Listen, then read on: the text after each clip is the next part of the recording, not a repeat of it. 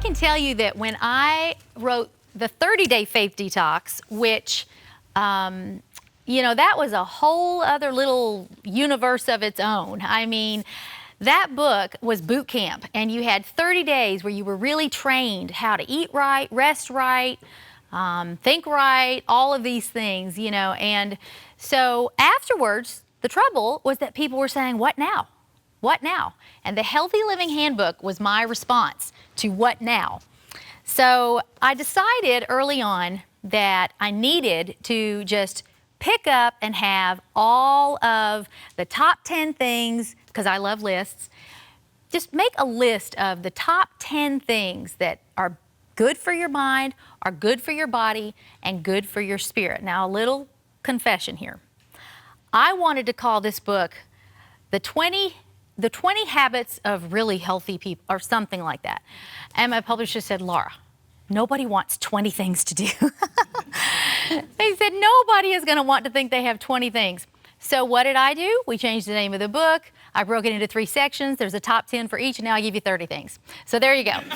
So there's a way to get around that. But you need a top 10 list. And guess what? If you will just do just 2 of them, maybe 2 each, but hey, even just 2 in the whole book, guess what? By the end of the year, you are going to have a phenomenally healthier outlook on life, body, mind, and spirit. So I just want to jump right in, and I'm just going to tell you a little bit about the book. It is, the subtitle is Simple Everyday Habits for Your Body, Mind, and Spirit. And I really did try to make them very simple. These are not things that you have to read it and cram for an exam. Similarly to the 30-Day Faith Detox, yes, there's 30 things in here, and there are, I call them healthy living habits, and there are some times where you will want to do that and maybe go through them quickly and just start, quick, cold turkey, all of these bad habits or whatever.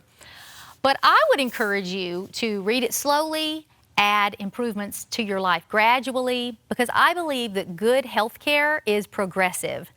Now, my story. As I got sick and I was told, make changes or die, that's going to make you do everything at once. That's going to make you say, okay, yes, I won't eat that anymore. Okay, I'll start eating this. And, I try, unless you're in a situation where you really need to do that, I would prefer that you begin to adopt habits into your life that are going to just turn things slowly and gradually, no crash diets, anything like that. But I do know that if you are eating right, sleeping right, thinking right, it's going to affect everything. It's going to affect your mind and your thinking. It's going to affect your weight. It's going to affect your countenance. Who wouldn't want to hire that? Who wouldn't want to marry that? Who wouldn't want, you know what I'm saying? Like on and on and on. If you like you, other people are going to like you. And so let's just start. Shall we start with the spirit? Yeah. I think we should. That's usually the first thing that we should start with. So I break this down into 3 sections so that I feel like each piece of you needs its own real estate in this book. And you cannot read this book without understanding that you are those 3 parts. The Trinity it's a phenomenon even greater than identical triplets. And I always say that the math equation for the Trinity is not 1 + 1 + 1. That would be 3, right? It's 1 × 1 × 1. Because he's 1. And that is what's so miraculous about you being made in his image, right? We see the Trinity hard at work already in the Garden of Eden. Let us make man in our image. Who is this us and our? Well, it's the Father, Son, and the Holy Spirit. You were made in the image of a triune being. So don't you try to segregate any of those 3 from each other as well. If you, let's say, get sick and you go to the doctor, or even if it's you with your essential oils at home, or however you approach healthcare, if you just treat your body, you're treating 1/3 of the man or 1/3 of the woman. Let's say that you get sick and you say, oh, I'm going to be healed. I don't need any medicine. I don't need any help. And maybe you don't even stop to address the unforgiveness or whatever was going on in your mind that got you sick to begin with, because studies are proving scientifically that cancers and rheumatoid arthritis and all of those things are literally linked to undealt with emotions and trauma in your life. So if you do that and you only approach sickness with just prayer and you keep living in the unhealthy way that you were, you're treating 1/3 of the person as well. So if you will treat all three, that's wholeness. There's really no other way to be whole except to treat your body, mind, and spirit. So that's why you hear me say that so often. Well, so the first thing actually that I want to talk about is a subject that I can't believe I'm going to talk about right off the bat. But it's a subchapter in here called Put On Your Sunday Shoes. Now I'm going to say most of you who grew up in church, you know what that means. Well, maybe the millennials don't. But so there was a dress code when I grew up. Like you had to wear a certain, not thing, but there was a certain standard. And Sunday shoes were part of it. I had Sunday shoes and they didn't get worn throughout the week. So, I say Sunday shoes as an indicator to you can tell the subchapter's about already, and that is being a part of a local body, being a part of a church. And, it's not about rules or taking attendance. It's about you need a family. Who wouldn't want an army of encouragers around them? So if you went to church and it didn't work, you're at the wrong church. Go to a new church. And if you don't have one and you live in the Nashville area, come to my church. Come to Eastgate Creative Christian Fellowship, because we love doing life with people. So I am a huge proponent for the fact that you cannot do life alone. You cannot become isolated. So I tell people, find a local church, and there are so many churches, and if you don't have one that's near you, just remember that a church alive is worth the drive. That's what I always say. So second than that, and I'm not sure that we really have time to get into this, but I see a lot of substitutions going on for people's faith. And so I wrote a subchapter called Accept No Substitutes. I have noticed that we tend to want to replace God with things. And so I just named a few. These were actually the top 5 that I have found from being in ministry that I see that kind of creep in there, and they just destroy a person's home or their faith or wherever. Okay, so the first one is food. And isn't it interesting? We have to all do it every day. It's legal. So it just, right? So it becomes something that, it just is easily accessible, and it can be a comfort food and whatnot. So watch how you eat, because it is attached to your faith. How do I know that? What happens when you remove food? You fast. What happens to your faith when you fast? Food is very linked to your faith. The second thing is alcohol. Boy, you can't cover this in 22 seconds, but I will tell you that when I discuss or people debate the topic of alcohol and if Christians can drink, I'm just going to tell you, I don't see doctrine. I don't think of theology or debate scriptures with people, which I can, but I see faces that I have loved, families that have been destroyed, virginities that have been lost, trauma that has come, and it was all because of the rattlesnake they had in their house or in their hand out in a bar one night. So I would urge you to not let that be something that you substitute. I may come back after the break and give you a few more of these. I think they're good. And then we're going to move on to your mind, because I know some of you want peace of mind more than anything else. Are you ready for that? Yes. Yes, all right. Don't go anywhere. We'll be right back.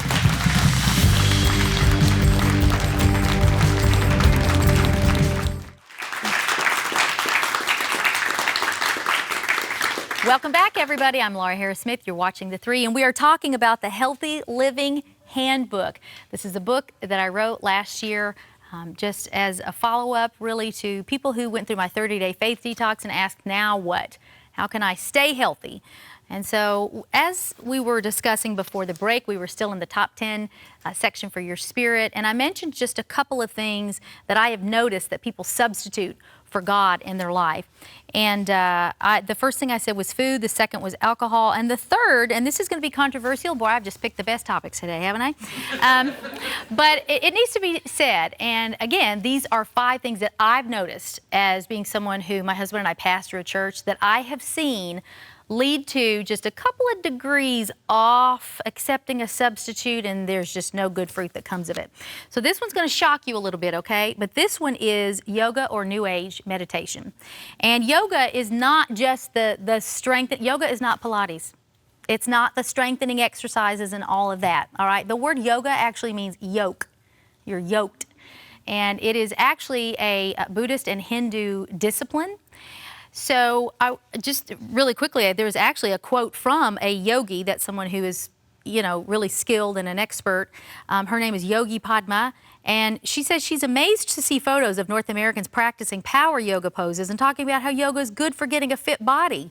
In India, yoga has been studied and practiced for thousands of years, but it's not the look of the physical body that's the main aim of yoga. The poses in yoga are for the millions of Hindu gods. They all have names, okay? You know the tree pose, this one, and I won't do it, I'll spare you.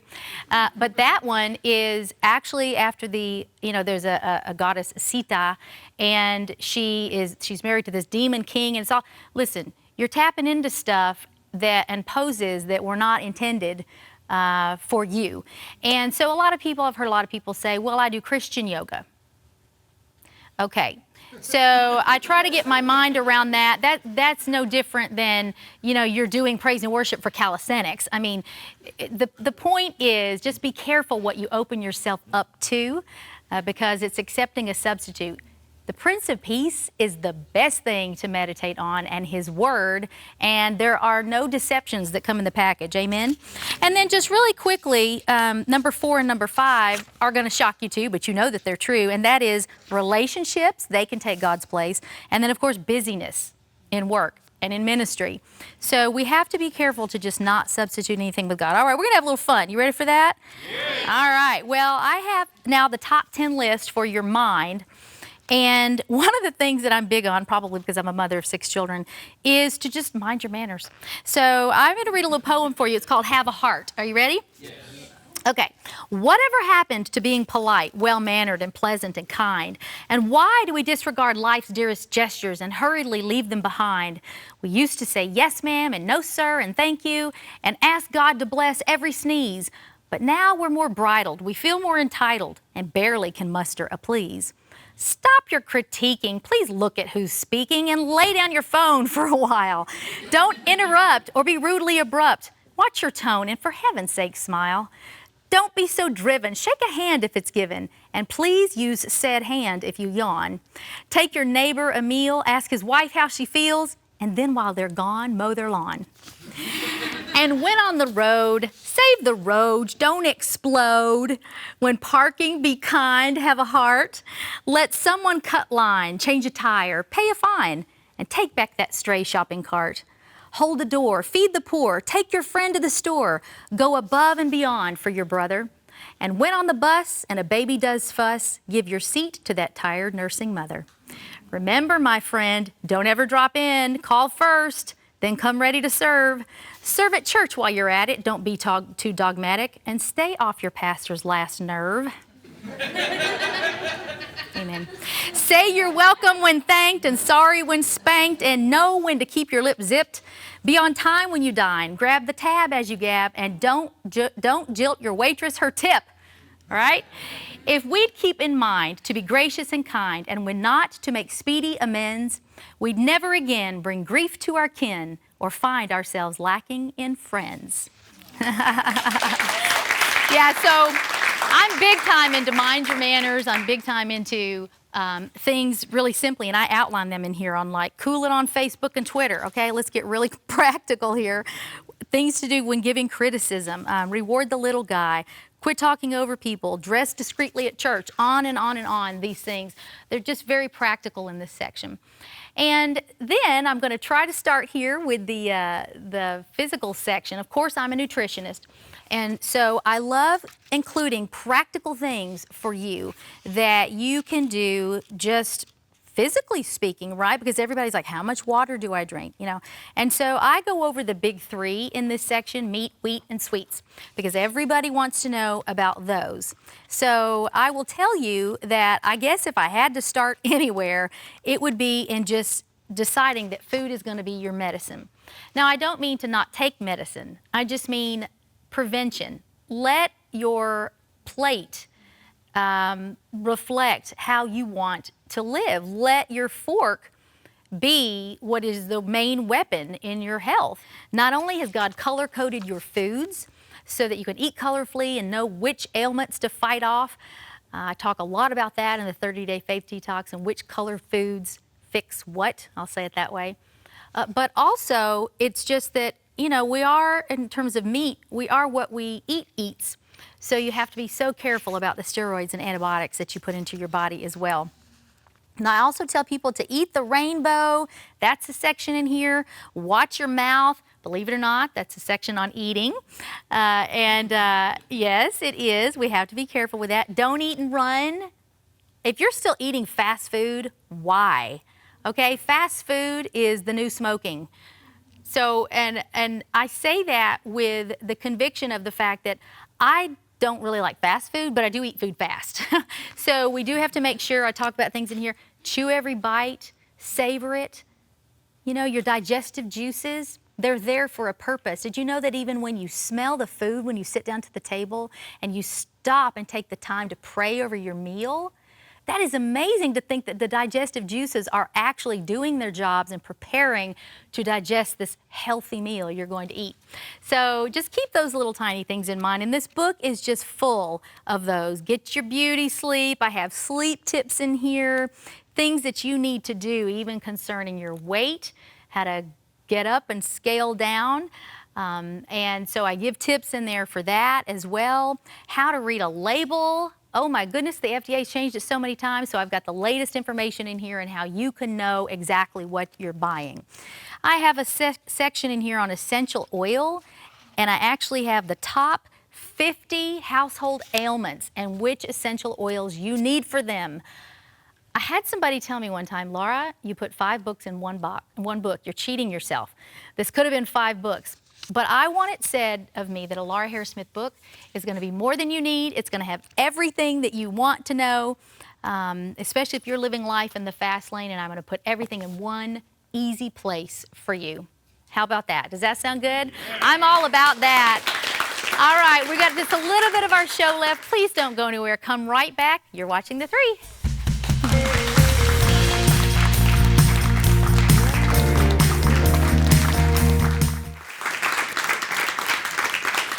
Welcome back, everybody. I'm Laura Harris Smith. You're watching The 3, and we've been talking about the Healthy Living Handbook. You can get it or the audio book, any place where good books are sold, but you can, of course, go to lauraharrissmith.com and you can find them. There's so many more things I want to tell you in here, but you seem to really respond well to the poem. Can I read you another poem? Yeah! Okay, good. I like this one. It's called Good Nutrition. You ready? All right, let's see if I can do this here. I'd like to give you food for thought if you'll give me permission. And possibly it could offend, I have a keen suspicion. But these few words might wake you up and set you on a mission, since helping you live long and strong is purely my ambition. It's time you take back your physique and give it definition. Stop pigging out, start working out and lose your inhibition. Start walking, running, stepping. Do a body demolition. Stop acting like those long-lost curves are just an apparition. Get serious about your chow and call a dietitian or someone who can take your fork and give an admonition. Then count your carbs and calories as if you're a tactician. Take vitamins and supplements and contact your physician, especially if underweight and suffering malnutrition. Start viewing food as medicine and snacks as ammunition. Take back your bod and whip it into absolute submission. It's possible to get a plan and make a smart transition. It starts with just awareness and an honest, frank admission. Then tell your friends and family and make some new traditions. Then watch your whole anatomy receive a recondition. The time is now for you to give your maker recognition. He crafted you one of a kind, a limited edition. So start today with hope and claim your sunny disposition. It's waiting for you on the other side of good nutrition.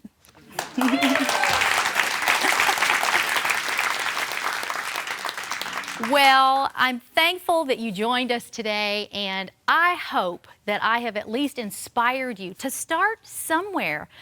Go through these healthy living habits. Pick one, pick 3, and let God really minister to you in a new way that's going to help you to live longer and stronger. I know that's what you want to do, and I know that's what I was put on earth to help you do. So go to lauraharrissmith.com today and let me do that. Thank you for joining, everybody. You guys have been a great audience. I'll see you next time on The 3.